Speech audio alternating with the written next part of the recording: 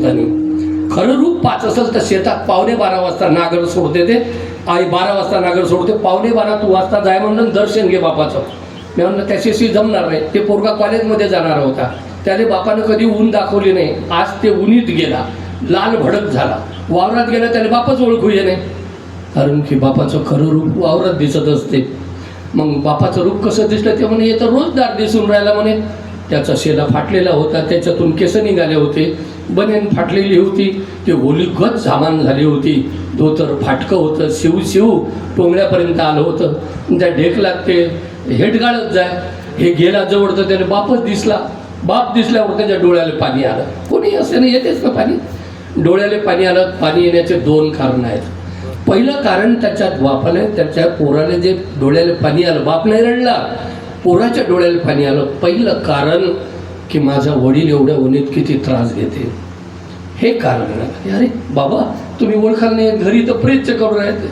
ओ बाबा काम करावं लागते नाही इथं. बरं, दुसरं कारण कोणतं? त्याने स्वतःचं स्वरूप दिसलं की माझे वडील एवढे कष्ट करतात, एवढे घाम गळतात, 12 वाजले उन्हीत काम करतात, आणि या घामाचे पैसे मला फीला पाठवतात, मला कपड्याला पाठवतात, आणि मी माझ्या मित्रासोबत वाढदिवसाच्या दिवशी त्या मित्राच्या आणि माझ्याही शिकारेटा ओढतो, काय नशा करतो, काय दारू पितो, आणि काय नाचतो. म्हणजे मी किती लोकांना बेमान होऊन राहिलो माझ्या घरच्या.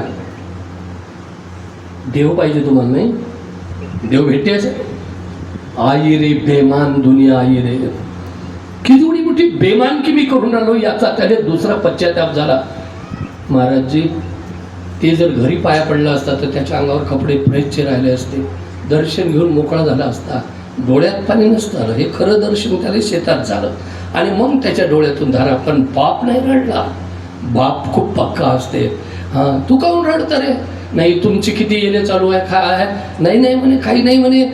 मग एकच प्रश्न विचार म्हणलं, तुम्ही एवढं का करता काम, एवढ्या उन्हीत का कष्ट करता? करू नका तुम्ही, चला घराकडे. नाही रे मी कायसाठी करतो सांगू म्हणे. बाबा म्हणे सांगा. अरे माई जे हाल सुरू आहे ना, तूही नाही झाले पाहिजे ना उद्या. तोही हाल असे काही झाले पाहिजे. मी 200 रुपये वाचवासाठी उन्हीत काम करतो आणि तुला फीले पाठवतो. पोरगा म्हणते मी त्याची दारू पित असतो, मी त्याचं व्यसन करतो, मी सिगारेट ओढतो, तुम्हाला बेमानगी करून. बाबा त्याने खरा पश्चाताप झाला आणि पश्चातापेनं शुद्धता होते. अंतकरिष्ठ बाबा याच्यानंतर मी आजपासून तुम्हाला जे बेमानकी केली ना, असे बेमानकी करणारे मला तुम्ही घरी पाहत होतो मी तुम्हाला. म्हणजे खरा बाप आम्हाला कळला का? आम्ही बापाला सुद्धा ओळखू शकत नाही 13वी वेळेपर्यंत.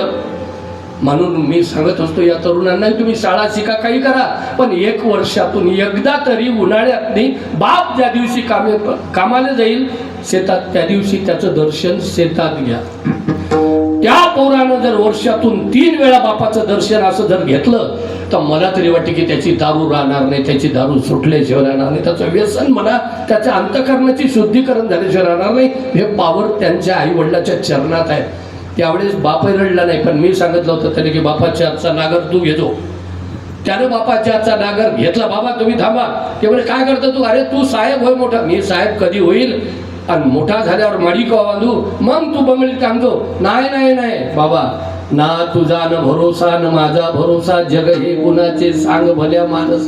बाबा तुम्हीच तर सांगता ना कीर्तनात, की क्षण भंगुर नाही भरोसा, अल्पायुष्य मानव देह. मग मी जर कदाचित बापाच्या अगोदर जर एखादं काही बिमारी आली, ऍक्सिडेंट आला, वीज पडली, तर मला सेवा कधी घडेल तुमची? तेव्हा बाप रडला. झाले समाधान झालं म्हणे, आता माझं कल्याण, अरे काही पाहिजे नाही आता, ये बस. आपण जे ते भजन म्हणत होतो, आज देतो पोट भरी, आज म्हणे माझं पोट भरलं की माझ्या मुलानं मला जाणलं, माझ्या हातचा नागर घेऊन जबरदस्तीनं मला सावलीत बस म्हणते. असं कार्य 1 दिवस तरी वर्षातून बापासोबत तुम्ही वावरात जाऊन करा. मग तुम्ही मला 3 वेळा गेल्यानंतर मला येऊन भेटा, मग काय होते ते पहा.